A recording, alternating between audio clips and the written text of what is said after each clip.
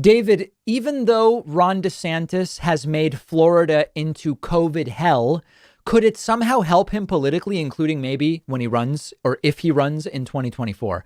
Yeah, I talked about this a little bit on Monday. If you just think logically, you would look at what's happening in Florida.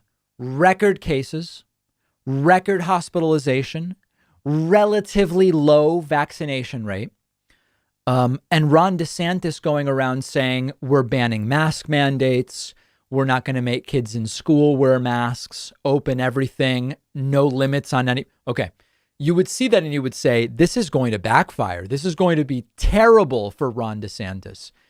I don't really know about that because if thinking ahead, if Ron DeSantis chooses to challenge Trump in 24 or Trump doesn't even run and Ron DeSantis does, you already know or can predict the way that Ron DeSantis's handling of COVID is going to be done in terms of a revisionist history. Ron DeSantis will say, I was the freedom person.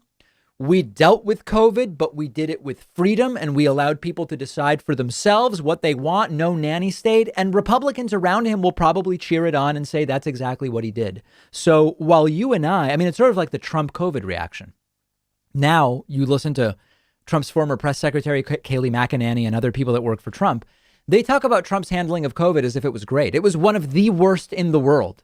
And they've rewritten history to say it was great. It was absolutely fantastic. So while it should hurt Ron DeSantis how disastrously he has made Florida into COVID hell central over the last month or two, it will almost certainly be reframed so that the right will only talk about the good things. We supported business and business owners by opening businesses and letting business owners and people decide what they feel safe doing. That's the way it should be. We don't want the government in your business. I know that you're saying, David, that's not, you sound insane when you say that. Yeah, I'm telling you what they will say, and it is insane.